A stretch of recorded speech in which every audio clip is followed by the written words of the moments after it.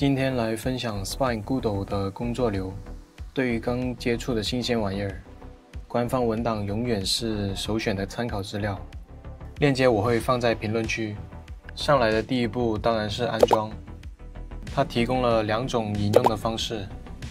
先來簡單介紹一下這2種方式的差異。如果把 Goodo 當成手機的話，插件的方式更像是在你的手機上安裝了一個 APP， 而 C++ 自定義模塊的方式就像是給你的手機刷了一個魔改的系統。詳細的差異可以看一下這張圖片。接下來我們看一下更應該關注的東西，它們之間功能上的差異。首先，插件的方式是支持主機的，而模塊的方式不支持，而且大概率後續也是不支持的。下一個是对 Animation Player 的支持。由於我也沒有使用過 Animation Player， 我就簡单試了一下。按照我的理解，這應該算是能用的吧。官方文檔對這部分的內容沒有做出更詳細的解釋。然後我又打開了官方的 Animation Player 示例，這個示例需要在 C++ 自定義模塊的方式下才能正常工作。運行看一下，它實際上就是編排了一段動畫，並且提供了 Spine Animation Check 這個節點，以方便我們更好的制作動畫。在插件模式下，這個節點是沒有實現的。由於對 Animation Player 節點不是非常的熟悉，而且我覺得做一段動畫在 Spine 上完全可以滿足。有了解的朋友可以在評論區分享一下非它不可使用場景吧。在這裡我就不深究了。下一個是專用的 C# 綁定，這個鏈接是向 Goodo 引擎的開發者提出的一個功能方案，點進去看一下。現在面臨的問題是無法直接在 C# 代碼中使用 GD Extension 插件，建議引擎自動為這些插件生成 C# 接口，從而讓 C# 在 Goodo 中成為真正的一等公民，對使用 C# 的開發者才會產生影響。目前也是有解決方案的，就相當於在中間再套了一層 C# 調用 GDScript 腳本，再由 GDScript 腳本去調用 GD Extension 的功能。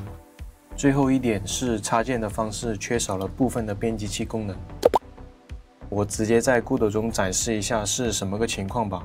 C++ 模塊的方式下有這麼一個框，可以自由的調整 Spine 資源的大小。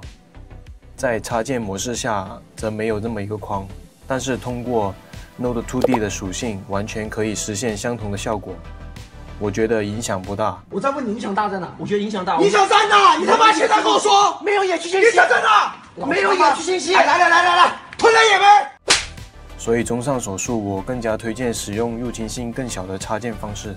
接下來終于到了2种方式的安裝使用方法。開始之前需要下載安裝包和官方的示例，鏈接我也會放在評論區。就是這麼3個壓縮包，把它們解壓一下。來看一下官方示例的文件。C++ 模塊的方式適配的是這個項目，直接使用解壓出來的 Goodo 編輯器打開即可。插件方式適配的是這個項目，使用 Goodo 官方編輯器打開項目以後，再把解壓出來的 bin 文件拖進來就可以了。那麼現在 Spine Goodo 運行時就安裝好了，可以進入下一個步驟。導出 Spine 資產，打開左上角菜單，選擇導出，記得選擇2進制的方式。輸出的文件夾我直接選擇了 Goodo 項目的資源目錄，把這個也勾上，直接點擊導出就行了。接下來介紹一下如何在 Goodo 中使用 Spine， 演示使用了插件的方式。C++ 模塊的方式下操作也是一樣的。首先找到資源的目錄，右鍵這個點 SKEL 文件，新建資源，選擇這個 resource。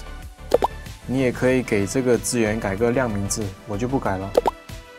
接下來在場景中添加一個 Spine Sprig 節點，來到檢查器，將剛剛新建的 resource 拖過來。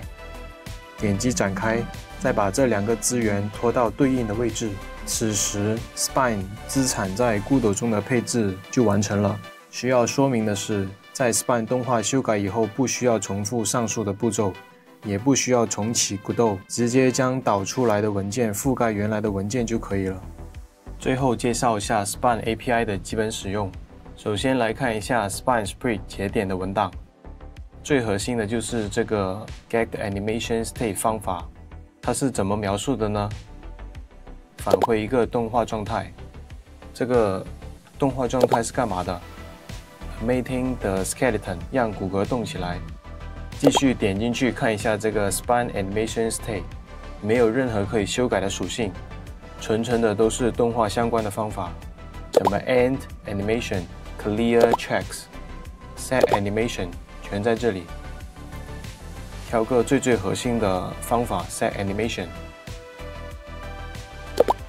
看第一句的描述 ，Set the current animation for a check。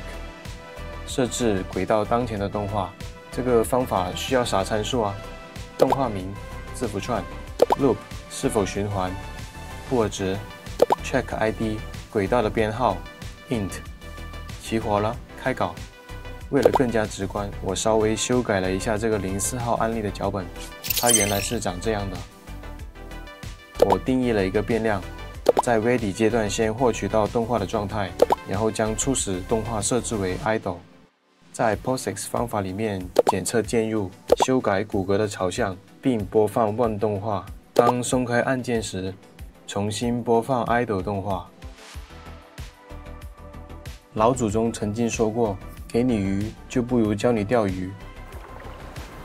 點會呢？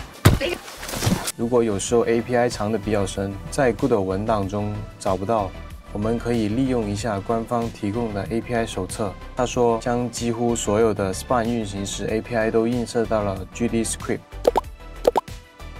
還是以剛剛的 Animation State 為例，可以看到類的名稱不一樣。